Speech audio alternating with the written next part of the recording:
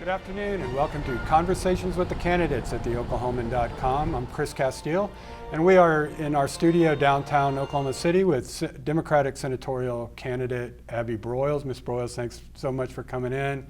Tomorrow we will have Republican U.S. Senator Jim Inhofe. And both of these conversations, if you weren't able to catch them live, will be on our website, Oklahoman.com, and on our YouTube channel, as are the ones that we did earlier with 5th District candidates, Congresswoman Kendra Horn and State Senator Stephanie Bice.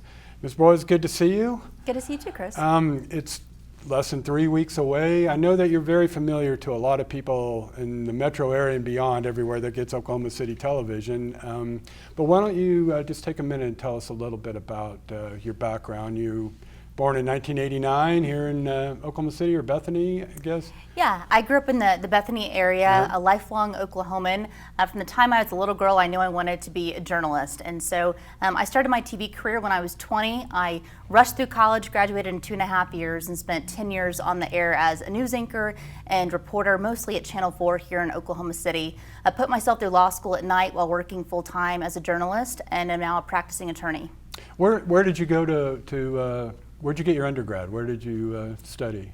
I went to California Baptist University. I graduated from Bethany High School, and then I went to law school right downtown here at Oklahoma City University School of Law. Okay, California Baptist University is where? California. Yeah, it's in Riverside, California. Okay, yeah, that's interesting. I mean, how did you come across that one? Yeah, you know, my mom has been a professor at Southern Nazarene University in Bethany this is her 40th year actually. And if my parents were going to let me go across the country at 17 to go to college, there were a select number of colleges I could go to. And CBU offered me a scholarship, and I was able to work in news out in the Los Angeles market. And so I just went out there for a couple of years.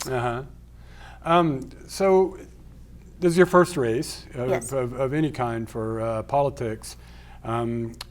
Why this race and why this time?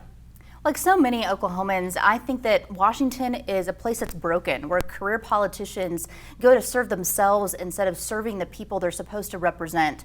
I saw firsthand as a journalist how out of touch our current senator is. Back in October, there was a story that we'd been working on for a couple of years. A number of media outlets were dealing with mold and asbestos on base housing at Tinker Air Force Base. Families had called Senator Inhofe's office, had emailed, got no response for months and months. And so they called the news stations, and we started telling their stories. And it was in October that Senator Inhofe came down for a press conference in Midwest City, and I will never forget him stepping up to that microphone and telling these families how nice their housing was. And if it was this nice when he was in the Army, he would have stayed longer. My heart sank, and I got angry and thought, he is incredibly out of touch with everyday Oklahomans, the people whose living rooms I've been in for the past 10 years, listening to them and telling their stories. And so it was a few weeks after that story that I decided to get off the sidelines and jump in this race to run against him. Had you ever considered running for office before this?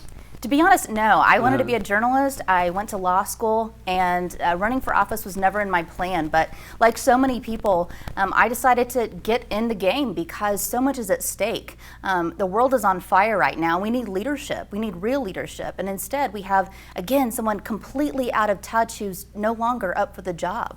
Well, I wanted to ask you, you said you're a lawyer, and you passed the bar last year, right? And you became a lawyer last year? Yes. So what did you go into practice? I mean, what kind of law do you practice now? I primarily do family law. As soon as I passed the bar, I opened my own law practice and practice mostly here in Oklahoma City. Are you doing that now? Yes, I am. And so by family law, what do you mean? Family law is divorce, child support, and that sort of thing. So within, I guess, 6 months of passing the bar, you started running for the Senate is because of the press conference that Inhofe had, is that right?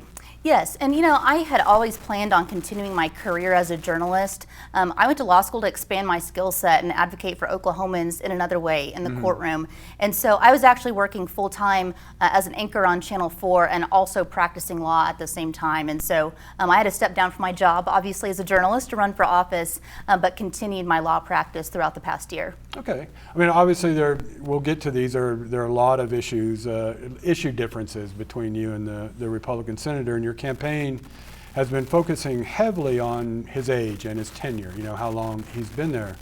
But with tenure comes the very valuable commodity of seniority, which would take decades to replace that. So how would you kind of compensate for the lack of seniority that Oklahoma would suddenly have if you became the senator? Yeah, and I think that our campaign has not made this race so much about his age, but about his ability to do the job and be an effective leader. This is someone who ranks 83rd out of 100 for the worst attendance record in the Senate. Oklahomans are hardworking people. We want our elected leaders to work just as hard as we do. He doesn't come back here to Oklahoma and hold town halls. He isn't listening to families. Instead, he's flooding his neighbors up in Miami, Oklahoma. He's ignoring military families at Tinker Air Force Base. He's ignoring teachers who go 4 times a year out to meet with the federal delegation and talk to him about public education. We need a senator who's going to listen to us and go and work for us and work across the aisle. You talk about seniority. Everybody knows how Jim Inhofe is going to vote. He's going to toe the party line. We need leaders who are going to work across the aisle to get things done, because right now we have a do-nothing Senate. Mitch McConnell's desk is where legislation goes to die. We need leaders who are going to work across the aisle to get the work done, because the one thing I hear from Oklahomans every single day is they don't feel like Washington is working for them. They feel like you go to DC and then you just completely lose touch with the values we have back here in our state. And they want someone who's going to work hard. Well, that seniority, it is very valuable up there. Inhofe is kind of the go-to guy for things having to do with military bases. Even on the Indian water treaty that was reached with Oklahoma City and the state of Oklahoma, they were able to get that through, on a vehicle that was already moving, because Senator Inhofe had kind of this bill that he could get it done quickly. That's probably, where they would go for any kind of legislation on McGirt, on the Supreme Court case having to do with the Creek Nation. So I guess my question to you is, how do you compensate for that lack of, it's not without its value. Mm-hmm. Whatever your differences are with his voting record, seniority itself, any senator would tell you that is the case. That's how that town runs. Well, and if we look at the numbers as far as the Senate goes, there's a good chance we're going to flip the Senate. Mm-hmm. He would no longer be chair of Armed Services if that's the case. But I would also point out that while he touts his chairmanship of Armed Services and hangs his hat on seniority, where was he during the biggest threat to our country this year in this pandemic? That's right, he was quiet back in January when he was selling off his stocks. He treated this like it was all a hoax, not a big deal. Was not wearing a mask for months and months. This is someone who, again, may have the title but isn't showing up for Oklahomans. And we deserve a leader who's going to take things like a pandemic seriously. It has devastated our families, our small business owners, our schools, and he's been completely absent. It's been a complete lack of leadership from Washington, D.C. this year. What would you say about the pandemic? So I guess you're talking about Congress and the president there when you're talking about the lack of leadership on the pandemic?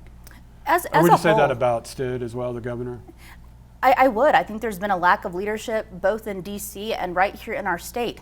In your paper yesterday, we learned that ICU beds are full in Oklahoma City.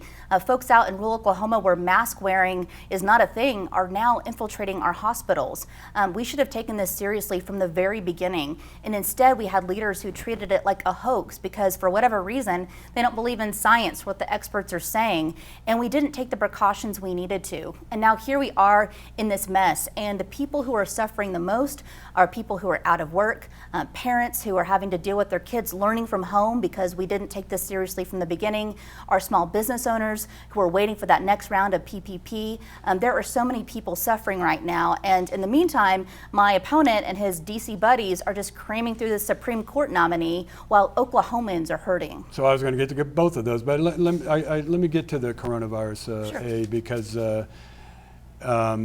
it's news to no one that there's a huge gulf between the Republican Senate and the Democratic House on how much relief is needed. I think the Senate is now, McConnell may be offering $500 billion while the House is closer to $2 trillion.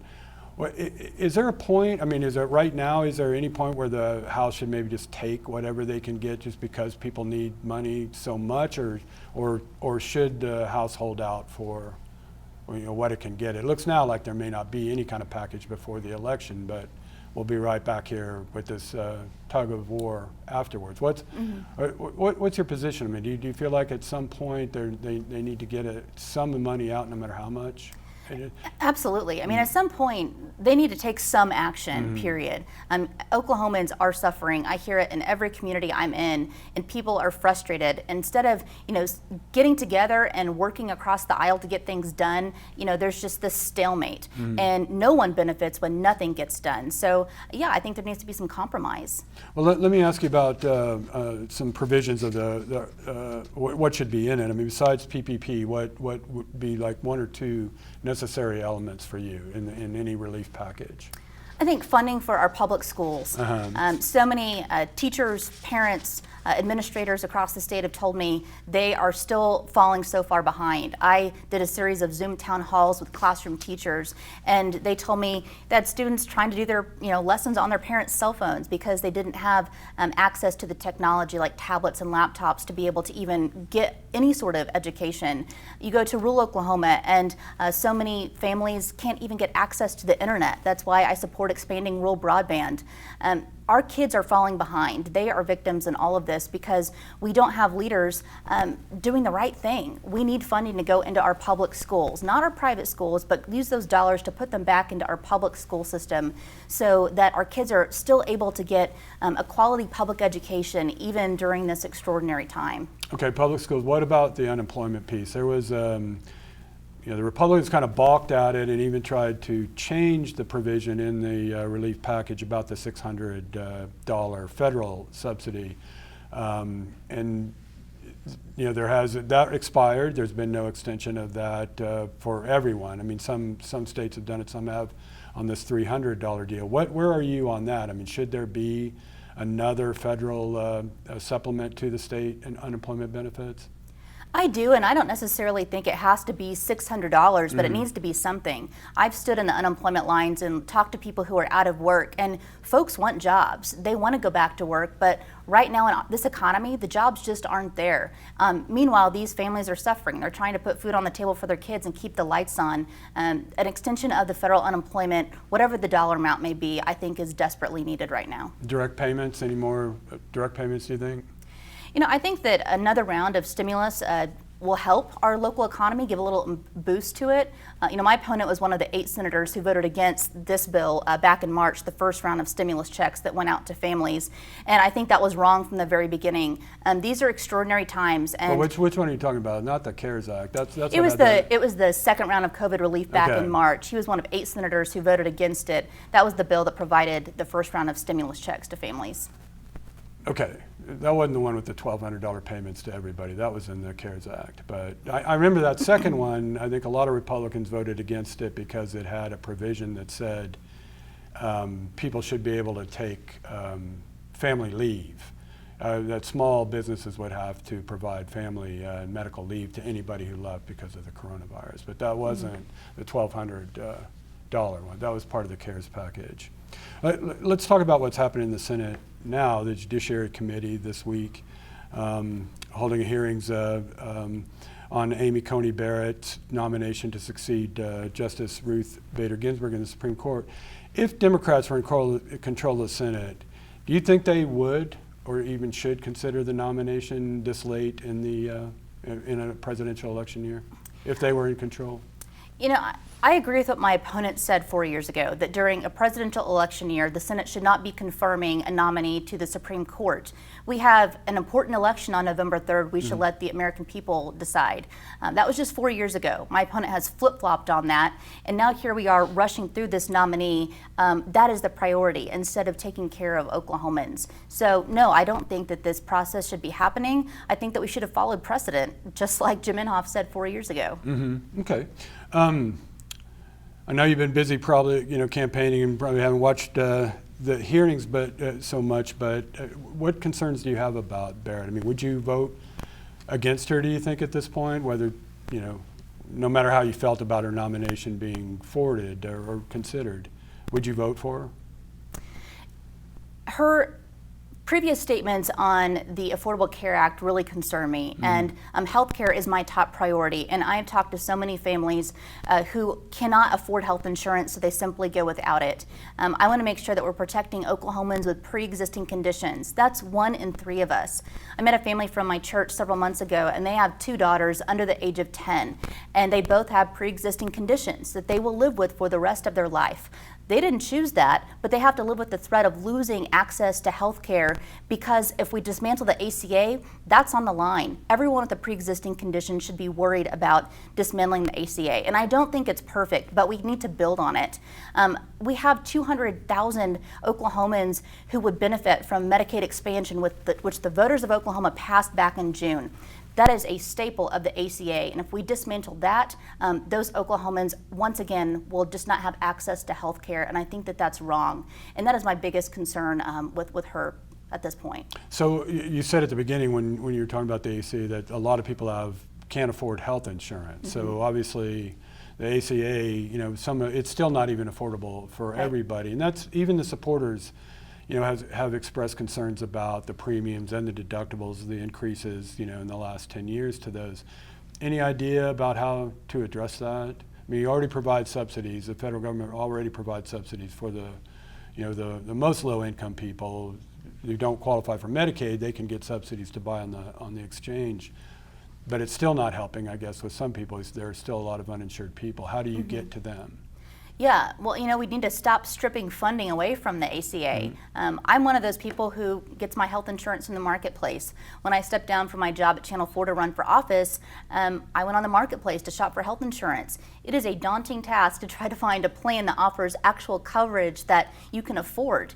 And I know so many families are in that same situation, and when you look at those numbers, so many of them just choose to go without. So we make it more affordable by stop taking funding away from the program, stop trying to, to destroy this program that could help so many people. Do you think you need to raise the income levels of who can get federal subsidies? Because there's no way around that part of it. When you talk about shopping, and I don't know how many insurance companies are even offering now. I think there's just 2, right? That offer plans like to get a silver plan or a gold plan that meets the requirements of the ACA. So there's not a lot of options. So how do you address that? I mean, for a person like you, self-employed, might even have to employ or have to insure employees. Where do you go? I mean, how is that solved, that part of it? Yeah, I think that you're right that you raised the income level. I mean, for a family who's trying to shop for health insurance, when you're looking at a premium that's over $1,000 a month, that's a significant chunk of a paycheck for so many Oklahomans. So I think that that's one way to solve it. We also just have to prioritize healthcare. Right now we have a Senate that's ready to dismantle the ACA at any time, and instead of having leaders who are going to advocate for better access to quality, affordable healthcare. So I think it's another failed act in leadership on the Senate's part. It was a monumental task for the Democrats and the President Obama to put the ACA together. All of the pieces that had to be put together, all of the different constituencies that were involved in putting that together, the healthcare groups, all the kinds of providers, insurers. If the ACA is struck down, do you think Democrats need to go through that exercise again and try to negotiate all those different things that they had to do, or do you think they should just try to get a public option, a Medicare for all plan? I don't support Medicare for all. I do think that we need to take this opportunity. I hope that the ACA isn't dismantled, but we need to find a solution that involves working across the aisle to come up with something that we're all at least, okay with. And, right now we aren't hearing a plan from the Republicans. If they put forth a comprehensive plan, then great, but let's hear it. So far we haven't heard anything. It's just let's destroy the ACA and put all these people with pre-existing conditions at risk of losing their health care. That is not the direction we should be going. We should be finding common ground, and I believe it's possible, but we need leaders who are going to be at the table having that conversation. What's your objection to Medicare for all? tell me how it works. I just think that it's a huge overhaul of our healthcare system right now. I think that we have a system, the ACA isn't perfect, but let's build on it. I don't want to force people off their health insurance plans if they like their plan.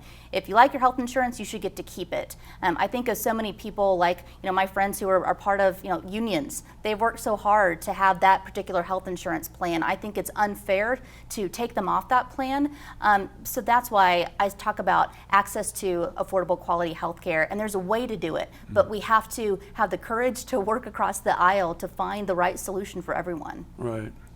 Let's get back to some other things about what the new justice might, there's always a lot riding on a Supreme Court nomination. You never even know how they're going to vote. It was, excuse me, Trump's first, appointee, Neil Gorsuch, who wrote the majority and the McGirt opinion, the opinion this July that established that the Muskogee Creek Reservation was never disestablished, that all criminal cases involving Indians are subject to federal or tribal jurisdiction. There will be civil questions that arise. A lot have arisen already. Let me ask you how Congress should deal with McGirt. I mean, is there anything that that the delegation should do? I think the delegation needs to respect the tribe's sovereignty. We need to work government to government. You brought this up earlier, but back in 2005, Jim Inhofe attached that rider to a transportation bill that created the mechanism for what we just saw with the EPA's latest decision, allowing the state to regulate the environment on tribal land. And that is a slap in the face to our tribes. This Supreme Court decision was a big victory for them. We need to stop working against the tribes, work government to government, respect their sovereignty. I just think that we are able to come up with solutions and work together, and without all the fear mongering. Federal prosecutors have been able to work with tribal prosecutors and state prosecutors in the past. They can get the criminal element figured out. I know that we can, but right now we're playing partisan games that just anger the tribes and disrespect their sovereignty. And right after this landmark Supreme Court decision came down. Well, I think I think people understand that. I think you can respect sovereignty and defer to the tribes, but still have concerns about how things are going to be, worked out and over the next few years. And environmental regulations may be one, but certainly state tax issues are going to be a big one probably. Who can be taxed on the reservations. I guess when you're saying government to government, are you talking about compacting a lot of this? Yes. State government to tribal government. Yes, and actually having real conversations. The last time that I've talked to many of the tribal leaders, they said when they go out to Washington, D.C., my opponent is the one member of the federal delegation who won't meet with them. That's not working government to government. We need to make sure that we're having these conversations. These are important relationships, and what's good for the tribes is good for Oklahoma. So basically, should the delegation just kind of step back for right now, do you think? Just kind of defer to the tribes and what the state kind of work out on this? I think the federal delegation has an important role to play. I think that they need to be working with the tribes, though, to find the right solution to move forward, and not have the conversation without them even involved. And I fear that that's what is going to happen if my opponent is reelected, because he's shown us time and time again that he works against the tribes. And I know that that's a concern that they have, too, from my conversations with the tribes. Okay. Another issue with the Supreme Court, Second Amendment issues. There were a couple of really big cases, huge cases, gun cases in 2008, 2010, in which the court established first in D.C. and then nationwide that there's an individual right to own handguns. And since then, the court has been really reluctant to take on any kind of restrictions in any states or municipalities on guns. I was wondering, there had been, after almost every horrific massacre, school shootings, Las Vegas, whatever one you want to name, there's a lot of talk about steps that should be taken to prevent some of these events. What would you support in the way in terms of gun laws? Yeah. Well, first, I would say this. I support the Second Amendment. I support responsible gun ownership. I think that if you have a criminal history, you should have to undergo a background check. And most Americans agree. What if you don't have a criminal history? No matter what, I think universal background checks are important. But what I'm saying is, you shouldn't be able to go buy a gun from a gun show without going through the same background check as if you went to a shooting range and you were going to buy a gun. I think that we have to think of this issue through the eyes of parents who are dropping their kids off at school every morning and have to look at what they're wearing in case they have to identify them later on in the day. That's the epidemic we're talking about. I grew up in the Columbine era. We have not done a single thing to take care of our kids. And I don't think that we need these extraordinary measures that some members of my party want to put forward. On this one, I do think, though, universal background checks, that is a reasonable, responsible way to make sure that we're keeping guns out of the wrong hands. Semi-automatic weapons, would you support a ban on those?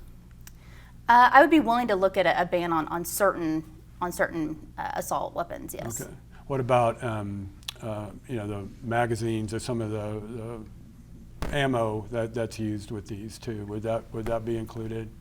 Keep the your high capacity. Right. I mean, keep your rifles, keep your shotguns, keep your pistols. But when it comes to these military-style weapons, I think most people agree that the average Oklahoman doesn't need one. But I'm not going to put a firm answer on that yet, because I want to look at the entire piece of legislation as a whole before I'd be willing to say that I would support that. There's also a lot of concern about a Justice Barrett in terms of precedents like Roe versus Wade or Casey, Planned Parenthood, restrictions on abortion. And right now, absent that, a lot of the Democrats, including several of the presidential candidates and some on the House Appropriations Committee, have been looking at the Hyde Amendment, public funding of abortion. And many of the candidates, including Joe Biden, the nominee, have said it's time to end the Hyde Amendment, that your right to health care shouldn't be based on your zip code. I was wondering where you would be on that. If you're not familiar with the issue, that's fine, I understand. But I was wondering if you have looked at that, if you have an opinion on that. In 2020, I think that women are capable of making their own healthcare decisions without the interference of the government, whether that's Jim Inhofe or myself. That's where I fall on that issue. And women should have access to quality, affordable healthcare just like everyone else. So public funding, where do you think you would fall on that? I think that there are. Again, I think that a woman's healthcare decisions are up to herself and her doctor. When it comes to public funding, I think that there are services out there that provide contraceptives and healthcare and access to healthcare to people who wouldn't otherwise have it through some of these organizations. Okay.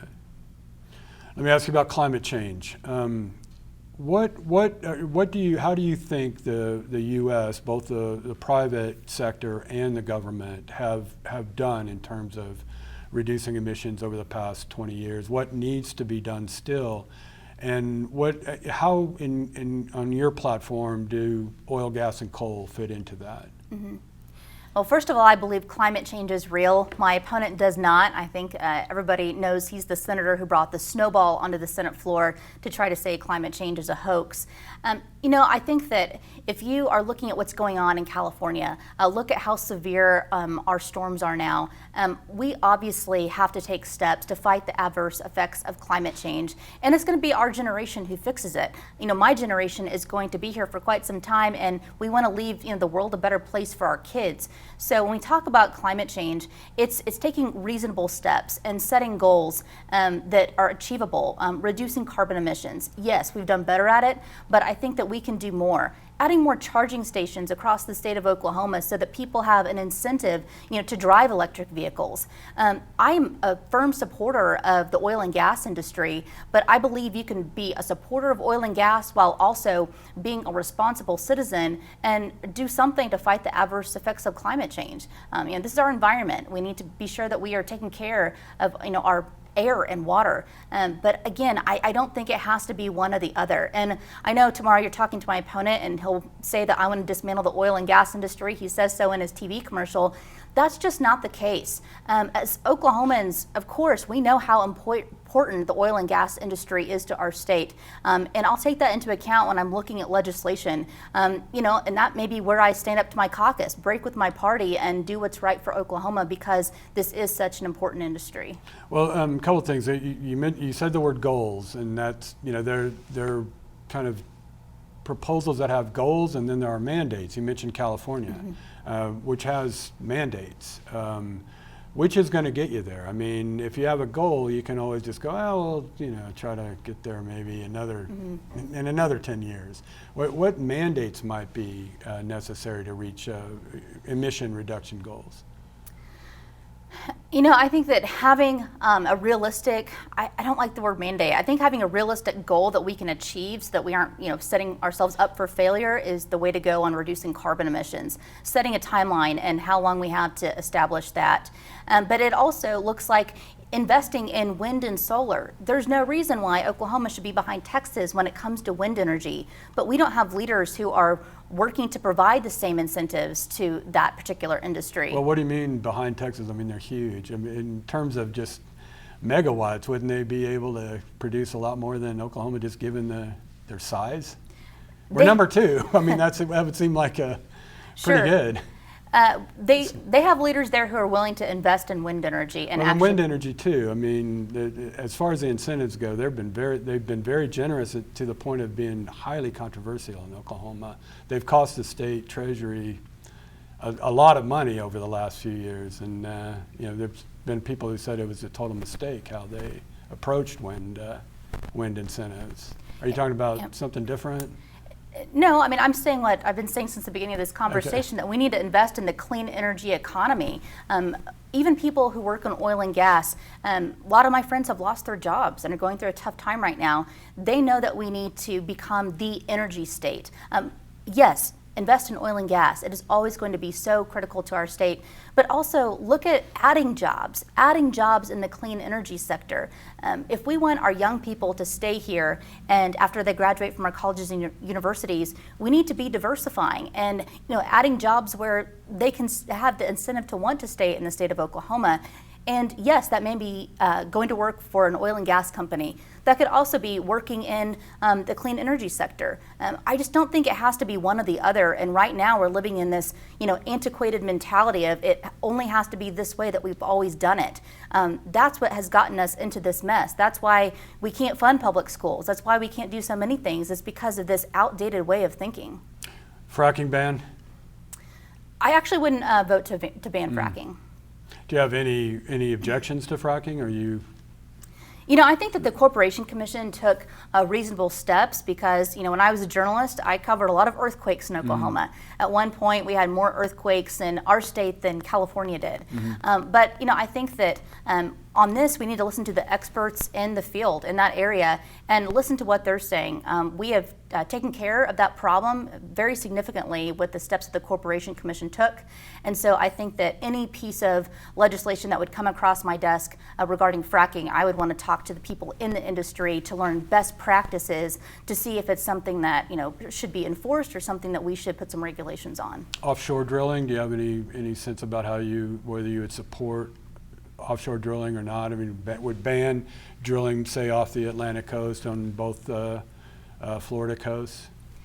I think that it's tough to say right now. We're suffering so much in Oklahoma. Right now we have a supply issue, and so a supply and demand issue. And I think when you're looking at these policies, you have to make decisions at a certain time. Looking at the timing of those is so critical. So I would be hesitant to answer that right at this very moment, because if I am in office, I want to know what it looks like, what the industry looks like right now, because we know the industry is cyclical, and right now we're in a really devastating time for our state.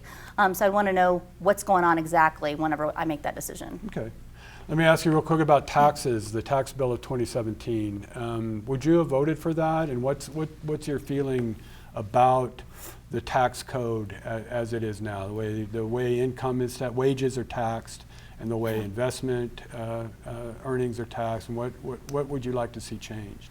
The 2017 tax cuts benefited the ultra wealthy and big corporations. Middle class families once again got left behind. We need tax reform, but it needs to actually benefit our working families. You talk to anybody in the middle class, talk to my parents, talk to myself, talk to my friends. We have not seen the benefits of those tax cuts. We need to make sure that we are taking care of our working families, and that has not happened in the past 4 years. So the president, the Democratic presidential candidate, has proposed restoring the rates for people who make over $400,000 in adjusted gross income. Where are you on that? I would support that. Mm-hmm. Anything else? Anything else about the tax code that you think needs to be changed? I think that we also need to look at the estate tax. The bar has risen quite a bit. And again, it just keeps the ultra wealthy. Meanwhile, our teachers, our healthcare workers, working folks are left behind by the current tax code. Most of Oklahoma is not ultra wealthy. Most of us live paycheck to paycheck. And when it comes to a tax code, it needs to be fair and doesn't just leave middle class families behind once again, because they are always the ones who suffer. A lot of people who support the way that the estate tax is, or who oppose any changes in the estate tax, are farmers, because they say it inhibits passing your farms down from generation to generation. Where would you draw the line at exclusions to try to prevent, like, a farm family from having to sell after one of the parents dies? I think there needs to be an exception for family farms, and that's doable. But right now, the bar is over $11 million for the estate tax. At one time, it was half that. And so we need to restore the previous levels on the estate tax, but keep that exemption in place so that our family farmers are able to pass on that land to the next generation. Okay. Well, thank you so much. I did want to get you to talk about the town hall situation, your own commitment to town halls. Sure. That's this delegation, for the most part, are very active on the road when there's not a pandemic. Lucas, Cole, Langford, Kendra Horn has been one of the most prolific town hall holders, I think, in the last few years. Tell me what your commitment to town halls would be. I will probably be doing more town halls than anyone. That's been a staple of my campaign, is going out and listening to Oklahomans. Again, Jim Inhofe does not come back here and do town halls. The rest of the federal delegation does, but he's the one who doesn't.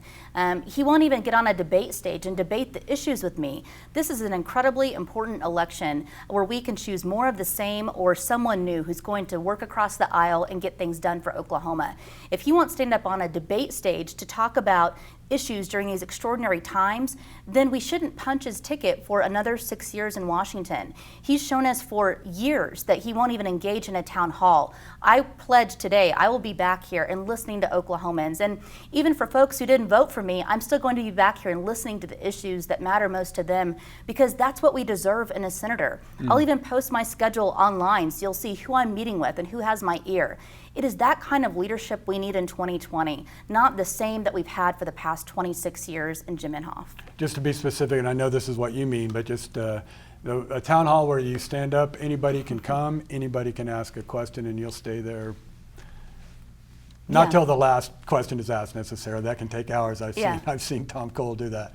But you'll stay there and answer questions from just anybody that shows up. Yeah, I do that now. I've done that across the state, even during a pandemic, put a mask on and go out and talk to people. And I think it's so important because, we may not agree on everything, but I think that one staple of Oklahoma is we know how to come together. And in tough times, that is exactly what we do. So we can always find common ground, but our leaders need to be in our communities actually listening to know what we need to go get done in Washington. We haven't had that for years, and in my Senate office, that's what it's going to look like. Well, thank you so much again for coming. I really appreciate it. Appreciate Absolutely. you taking the time from your busy campaign. Yeah, thanks, Chris. And thanks so much for watching. Again, the interview with Abby Broyles, Democratic candidate for the U.S. Senate, will be on our website, Oklahoman.com, and YouTube channel. Tomorrow, Republican U.S. Senator Jim Inhofe, and the interviews with Congresswoman Kendra Horn and State Senator Stephanie Bice should be available there as well. Thanks so much for watching.